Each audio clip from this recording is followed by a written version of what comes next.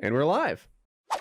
Or when the USA like found out that all of Japan is basically made up like with paper houses. So they fabricated napalm at Harvard and like literally killed like 500,000 people in one night, like just fucking burnt them. And the people that flew those jets in World War II, they were like, you do realize that if we don't win this war, like we are war criminals forever. And instead, it's just like, let's not talk about that. Like even at Harvard, you won't find out that Harvard, they made napalm there. Like you're not going to see that. There's no awards or accolades for that, you know? I remember after 9/11, right? I was an adult when 9/11 happened. And it was all this like, well, they attack civilians. They're very different than us. We only attack other militaries. And that's the difference between the good guys and the bad guys. And like World War II seemed to be really civilian attacky, right? Whether they were bombing London or whether we were bombing Berlin and Tokyo and Hiroshima or whatever. Hamburg. Iraq attacked Israel for like a solid fucking month in 1991. Continuous. Yep. Okay. I worked with a guy who was in Germany being bombed during World War II. And like he tried to bring that shit up about 9/11 one time, and we were not hearing it. What do you mean? we were like, well, Peter, you were Nazis, so maybe there was a munitions factory there somewhere in Hamburg. Maybe it needed burning down with the rest of Hamburg. How about that? How about that, Peter? Peter? Was that his Peter? Name? Yeah. Oh, he correct you every time you called him. I was like, look, Pete. All right, you're Pete. Yeah. Yeah. Anyway, America did not just America, Germany, England, probably Italy, bombed a whole bunch of civilians during World War II. That was part of the deal. It wasn't like win over hearts and minds. It was breaking hearts as a way to win the war.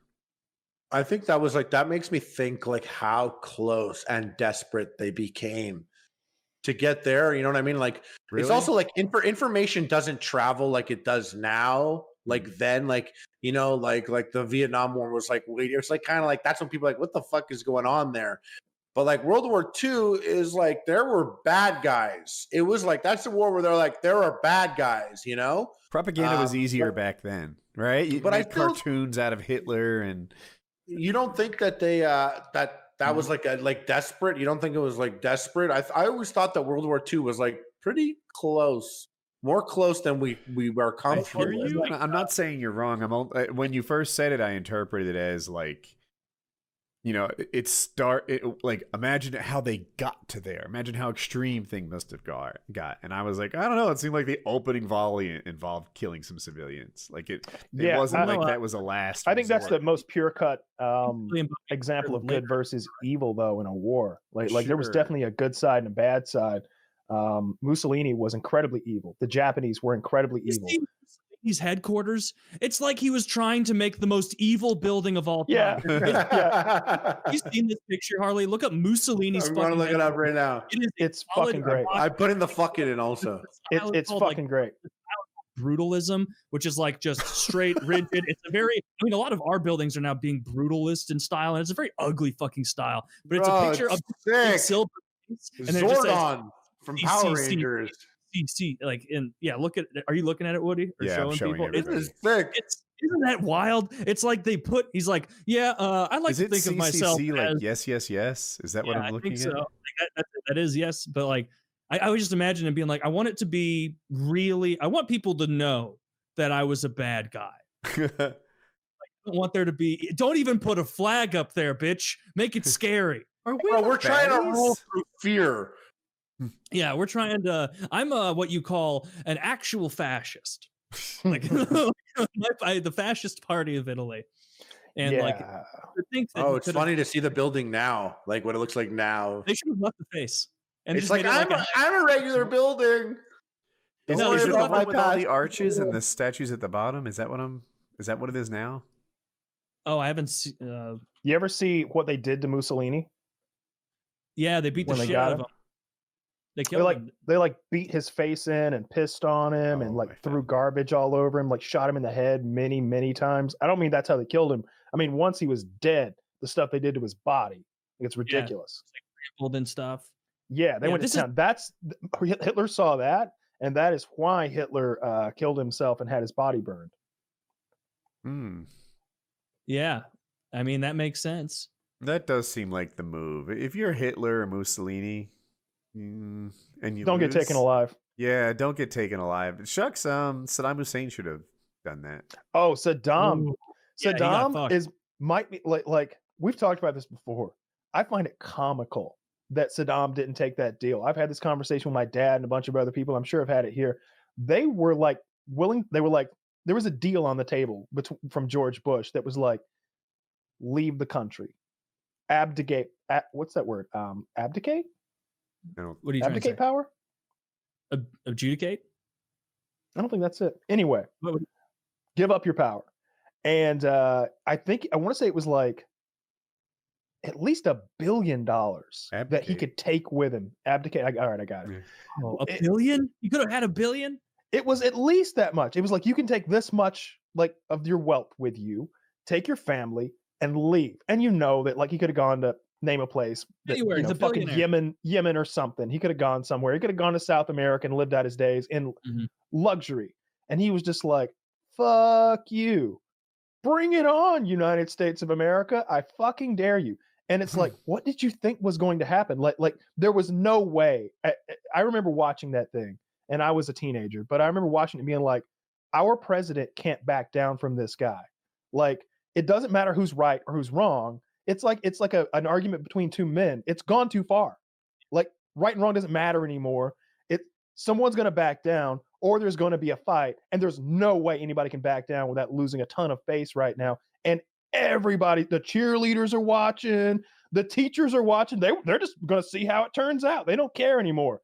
Like, it's going to be a fight, so it's either leave or fight. And he thought he could win. He thought that he could defend that country to the point where the United States would like take enough casualties that we'd be like, well, maybe we renegotiate with Saddam. Maybe he gets to stay in power, and maybe some more sanctions. That's what he thought was going to happen. But like, as a teenager, even then I was like, they're going to smoke this guy. Like he needs to fucking take that deal and run. And sure enough, like the next day Bush has the ultimatum, right? Where he's at the Oval Office and he's like, this is your last chance. Fucking like give up or this is it.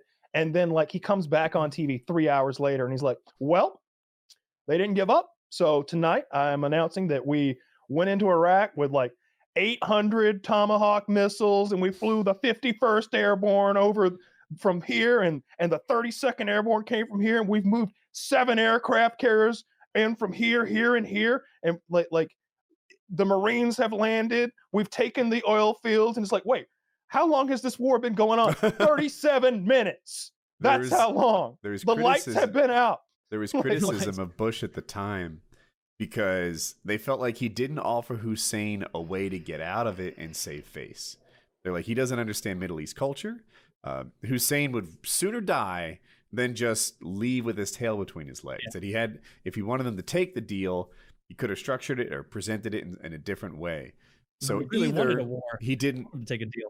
Either, like Taylor's saying, either he didn't want him to take a deal, or he just doesn't understand Middle East culture, like they were saying. Well, we all know why he did that shit to begin with. Saddam Hussein was plotting to kill his father. And when you plot to kill, there was definitely a plot. And maybe it was one of those things where we're like, oh, if we go here, they're going to try to kill George. We won't fly into this country now. And it was like, yeah, reroute everything. And who knows what happened behind the scenes. It's probably like, you could probably make a Call of Duty game about the failed assassination of George Walker Bush. But what was his name? George Walker, right? Yeah. Herbert Walker. Yeah. So like, I don't know. He tried to kill the guy's dad. You might want to be careful how you negotiate with him. Take the money and run. I think so differently now, but I remember back then at the time when that was happening, like I was like in Canada, but like, I've always going to the USA. And like when that was happening, I was like, USA, bro, don't fuck around. I remember being like, Saddam Hussein like rapes people on the daily. Like he has like a team of rapists. Like this is a bad person. This is like, thank God the good guys have the power. And I'm like watching it on TV with like my dad, and it was like shock and awe. And it was like, and like things are blowing up. And I'm like, yeah, like fuck them. Like, that's the good guys, man. And I remember at the time thinking that. It was like, at a time. And even just in Canada, I felt that way. But if you want to read about people that make Saddam Hussein look like an absolute angel, read about Uday and Usay, his sons. Yes, Uday and Usay. But I felt that way about them too. They like, if they happened upon Ramsey Bolton, he would be like, "You guys are fucked up. What is wrong with you? I've got a slave with his dick and fingers cut off behind me, but I don't have 10 of them." What do you do with 10 of them? Where do you find the time? Have you guys seen that movie Mosul on Netflix? No. It's really good. Big recommendation. It's like it's shit. Is it in I'm so dumb. It's in Afghanistan. I'm not sure. There's not a single American in it. And it's based on a true story, and they're like this Middle Eastern like military force, like like ragtag bunch comes together, like based on like actual events, and they go around, and everywhere they go, like the sergeant, like the guy, he's like the leader, he's like he starts kind of picking shit up, like he's picking things up, and like that connects so much more with me now than when I was like way younger, when I was like 18, and I was like, oh shit, don't fuck with the USA, baby. And at one point they have to get something from this base nearby, and they're like, let's call in the Americans to airstrike it. And the guy's like, no, we're done with the Americans. Like, they're not going to be here to clean up after. So we can't have them bomb it. It's going to make a fucking mess. And as like small as a mess is, you look at the country and like, it's like all a mess, but you're like, that's like a mess that is due to get picked up. It will get picked up. Like, people will handle it, or should. In the best case scenario, all this shit gets picked up. There's no point in airstriking this. Like, it's already obliterated, but he's still like, yo, I don't want to pick this shit up after. Don't call the Americans. And it's interesting. No one speaks English, and it's all from that perspective. And it's just, I thought it was a very fresh take on like a war movie or a modern war movie. Most cool. Check it out on Netflix. Do you have to read the whole thing? Read it? You said no one speaks English. Do I have to read? Oh shit! Man, my brain is so weird. I don't remember if I listened to it or I read it. I put on subtitles for everything, by the way. So I do as well. Yeah.